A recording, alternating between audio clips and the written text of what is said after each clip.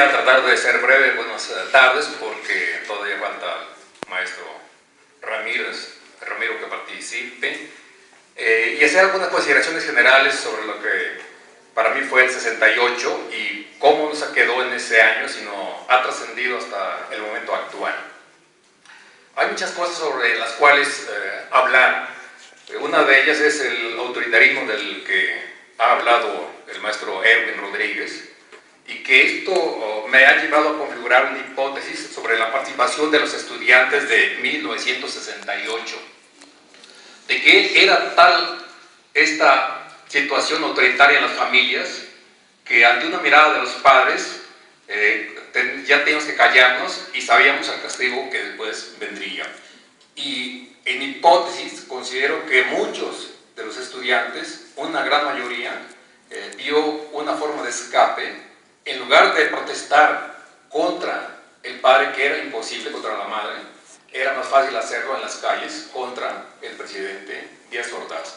Por vez primera en la historia de este país, masivamente se insultó a Díaz Ordaz, y esto es algo que llama la atención.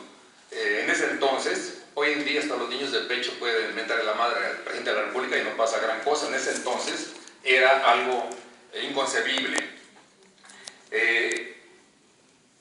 Cuando la universidad entra al conflicto, el 30 de julio de 1968, fue cuando varias de las escuelas preparatorias son tomadas por el ejército. En esa ocasión estuvimos nosotros con el ingeniero Javier Barros Sierra a las 12 del día, el 30 de julio, y es cuando oficialmente ya entra la UNAM al conflicto estudiantil. Y aquí voy a disentir un poco del maestro Erwin Rodríguez, que si bien el maestro Javier Barros Sierra era de extracción priista, en esta ocasión, a las 12 horas aproximadamente del 30 de julio del 68, habíamos unos 300 estudiantes en la rectoría, no sé si estuvieron ustedes ahí, cuando pedíamos una declaración del rector o alguna autoridad universitaria sobre la entrada del ejército a las preparatorias. Pasaban los minutos, crecía la expectación, hasta que vemos aparecer al ingeniero Barros Sierra con sus funcionarios, se encamina a esta bandera, la enarbola a media asta y lee un discurso que se puede encontrar en distintos libros sobre el movimiento estudiantil. Regresó a las oficinas de la rectoría. 2 días después encabeza la marcha que sale de la rectoría, llega al Parque Hundidas, ahí estaba el ejército. Se nos obliga a dar vuelta por Félix Cuevas para regresar por Avenida Universidad.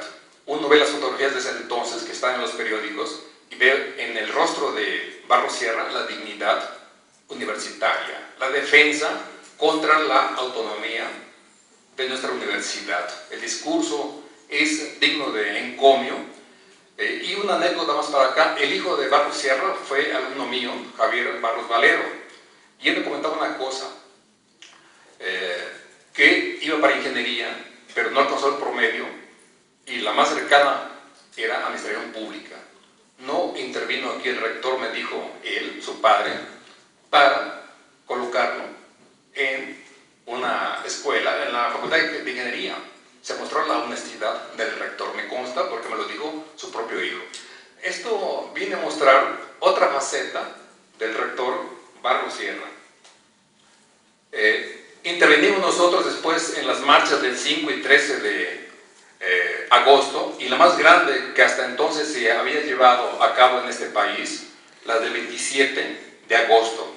Se pensaba inicialmente, fueron muchos datos que se dieron, alrededor de 700,000 estudiantes con algunos contingentes de sindicatos independientes. La verdad no creo que hayan pasado de 300,000, pero era enorme esa manifestación. Desde ahí nosotros nos fuimos a la cárcel de Lecumberri. Hicimos otra manifestación sobre la cual poco se ha escrito en los libros de historia, porque se dio por concluida la manifestación con el meeting alrededor de las 9 y 10 de la noche, y de ahí nos marchamos 5,000 personas aproximadamente a solidarizarnos con los presos que estaban, tanto del movimiento como de otras protestas sociales, encarcelados en Lecumberri. Regresamos y se hizo el plantón. De la facultad recuerdo que estaba la maestra Laura Palomares, que ya no vive, desafortunadamente. Éramos ya 3,000 estudiantes que nos ubicamos como a las 11 de la noche frente al Palacio Nacional, y sobre la cual tampoco hay mucho escrito al respecto. Al cuarto para la 1, ya del día 28 de agosto, se deja escuchar por los magnavoces en los costados del Palacio Nacional que tenemos 15 minutos para desalojar el Zócalo. Teníamos la ingenuidad de la juventud en ese entonces, y después de haber participado en una marcha enorme, nos sentíamos invencibles. ¡Qué gran error! A la 1 en punto salen de los costados del Palacio Nacional las tanquetas con los soldados, con las fuerzas policíacas, y nos llevan hasta San Juan de Letrán durante 2 horas, y ahí cantamos el himno nacional. Era nuestra única defensa, y qué ingenuidad, al menos de mi parte. Pensamos que nunca el ejército se iba a atrever a atacarnos, y cantábamos nuestro himno nacional como si fuese nuestra madre. Era como atentar contra ella. Duramos nosotros todavía como media hora, ya éramos como 500, en el Palacio de Bellas Artes, como a las 3 de la tarde, de la mañana del día 28 de agosto, y en cierto momento, después de media hora de estira y afloja entre estudiantes y el ejército, dan la orden de Abellano Jalada. Entonces sí, arremetieron contra nosotros. Yo estaba a unos 3-4 metros de la primera fila de compañeros, y pues vi muchos heridos. Nos abrían las puertas, efectivamente. Los bares nos daban una excelente acogida con la gente que nos atendía, los camareros, y pues ahí curaban a los heridos. Llegué a casa, yo vivía muy cerca del casco de Santo Tomás, en unas 3-4 calles, y regresé de inmediato a la universidad. A las 8 ya estaba aquí, en la antigua instalación de la escuela, de la facultad, la entonces Escuela de Ciencias Políticas y Sociales, y una soledad enorme inundó mi ser. No había más que 2-3 personas deambulando, y en dónde están los miles y miles de personas que ayer casi doblegábamos al gobierno. No había nadie. Me fui de nuevo a casa con mi soledad a cuestas, y pues con una serie de interrogantes que no sabía yo en ese momento, que en los procesos sociales, sujetos a la dialéctica, hay altibajos, y que estábamos viendo uno de esos altibajos que después se expresarían de otras maneras. Del movimiento del 68, una de las canciones que más me llegó y me ha llegado hasta el momento actual, y aquí tengo una hoja original de ese entonces que repartíamos, del revolucionario, con la música de Vasija de Barro, en mi libro que hoy en la madrugada sobre el 68 se subió a la página electrónica. Se intitula Aspectos humanos en el movimiento estudiantil de 1968.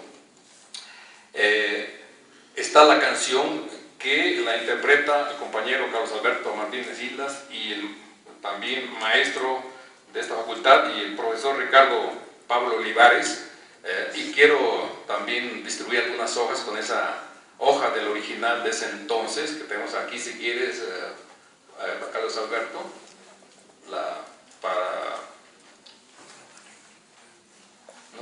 pero eso aquí, ¿dónde?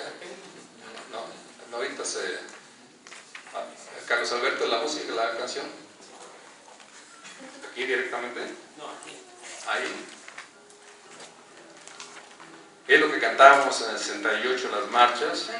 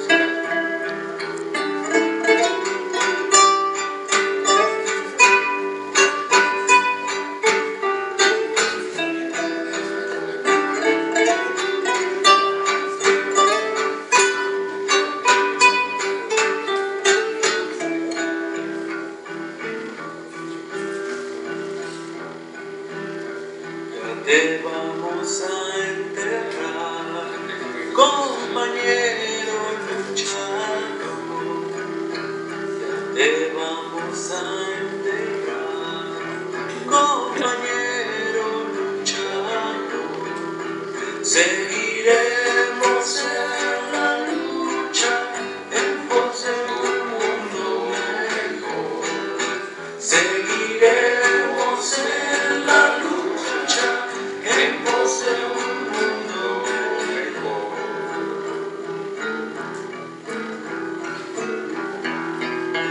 Cuando el pueblo se levante por paz, libertad y tierra, temblarán los poderosos de la libertad y tierra, temblarán los poderosos de la costa hasta la sierra, temblarán los poderosos de la costa hasta la sierra.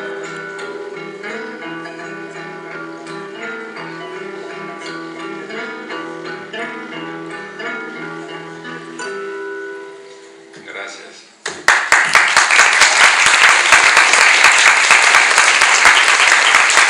Algo que me dejó el 58 es de ir en contra de muchas situaciones autoritarias, y una de ellas es que estamos subiendo los libros, algunos sin permiso de las editoriales. Espero demandas de una editorial de Brasil, porque si estamos viviendo supuestamente en una sociedad de la información, del conocimiento, los libros son de quienes los leen, y pues los he subido, 2 de ellos al menos, sin permiso, y esto va contra la legislación de la UNESCO y de las legislaciones nacionales, pero me vale.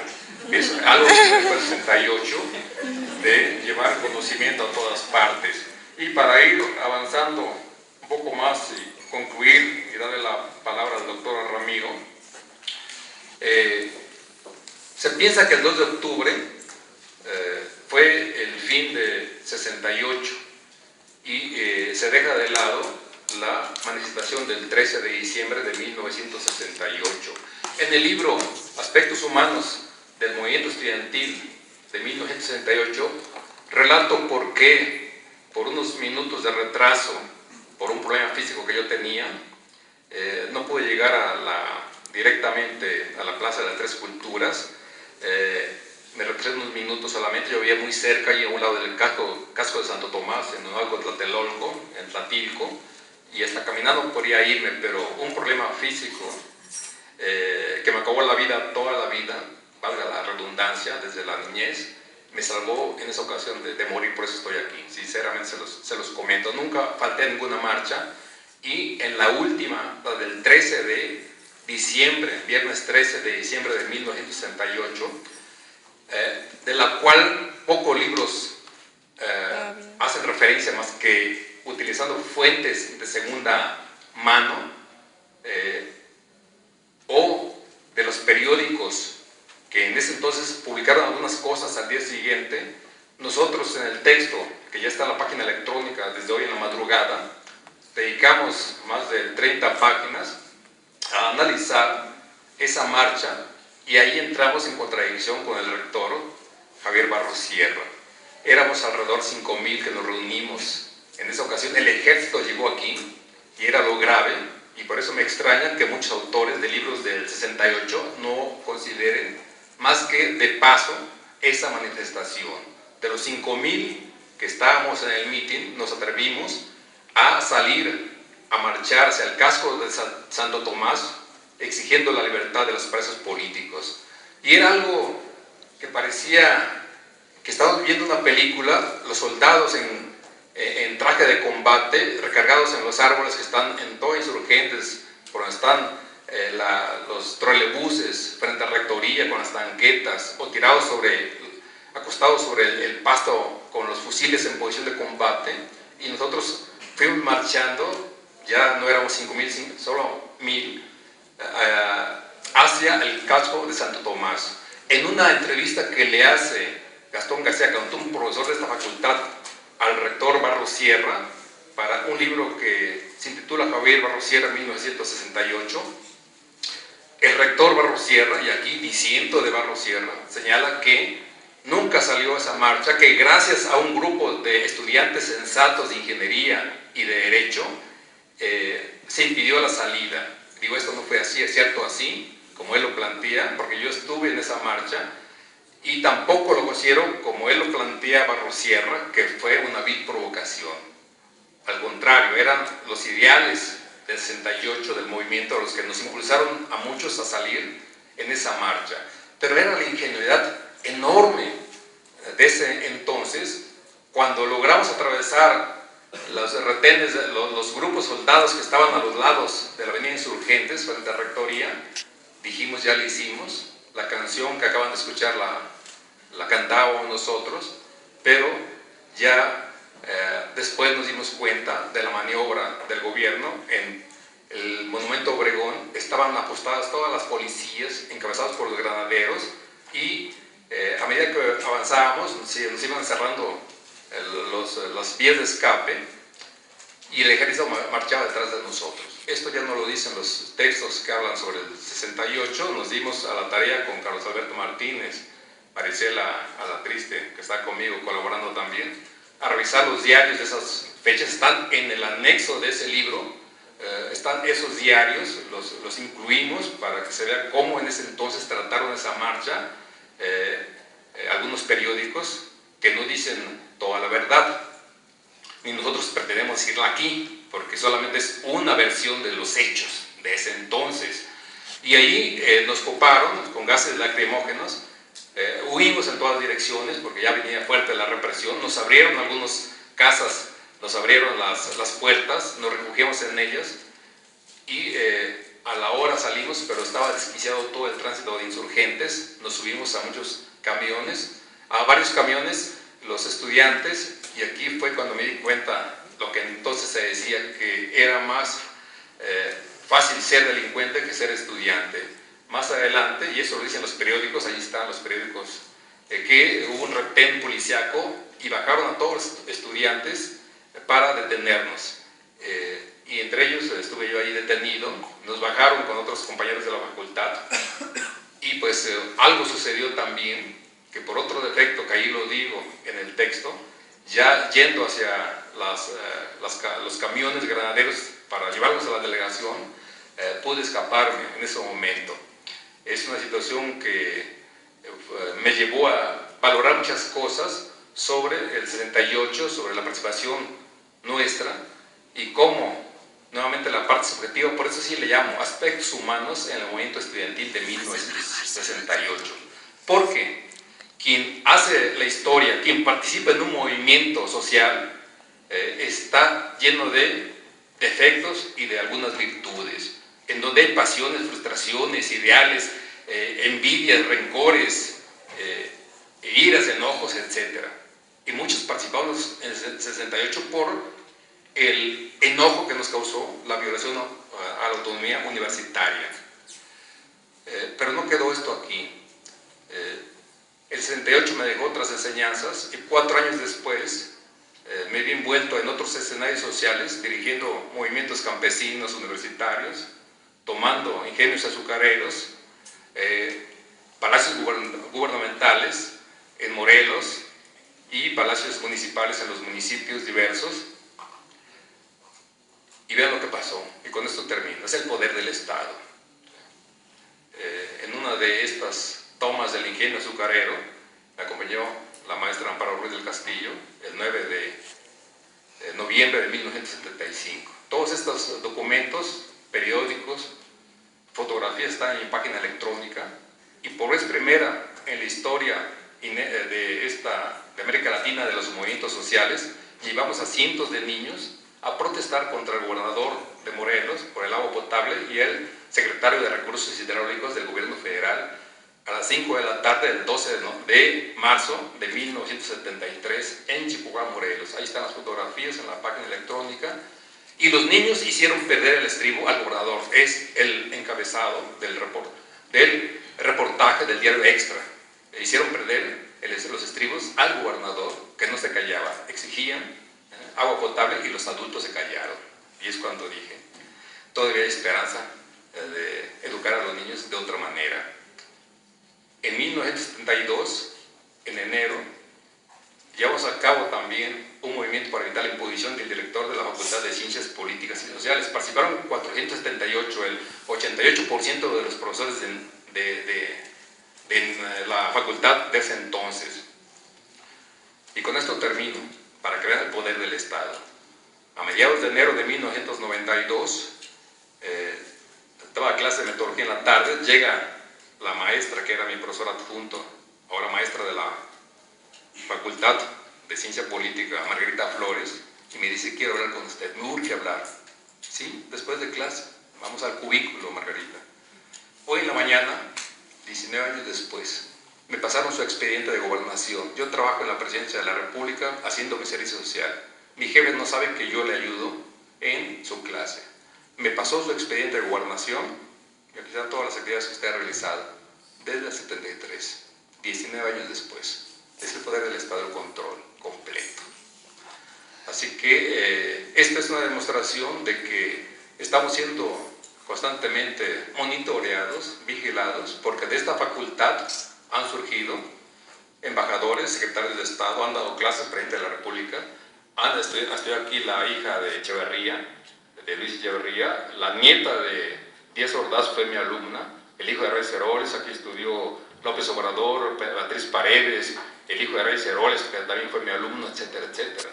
Y estamos justamente en una situación en donde pues constantemente estamos vigilados. Y así comenzó el movimiento, porque el 25 de julio, en la antigua facultad, no sé si se acuerdan ustedes, apresamos a un policía porque, a raíz de los acontecimientos del 22, cuando entra la policía a la Boca 5 en Ciudadela por el choque que hay con la prepa incorporada a la UNAM Choterena, y el 25 detuvimos a un policía militar Ministerio Civil en la facultad. Se hizo un meeting y se dejó en libertad. Y en ese entonces nuestro líder, Romeo González Medrano, planteó, se inicia la escalada contra la universidad. Y esto pues aún no termina, desafortunadamente. Pero es otro tipo de escalada, ustedes lo saben bien. Con otros medios más sofisticados estamos justamente viviendo y seguiremos viviendo, porque en un país capitalista, una universidad es la conciencia crítica de una nación, y esto no conviene a muchos intereses. Me da mucho gusto que ustedes estén aquí, realmente. Me anima a seguir en la lucha en todos los ámbitos de la vida, y creo que muchos estarán de acuerdo conmigo en que el 68, no solamente a quienes participamos en ese entonces, nos dejó una experiencia y nos marcó para siempre nuestra vida, sino también ha marcado para siempre a muchos de los jóvenes que marchan, que participan, que quieren otro mundo mejor. Muchas gracias.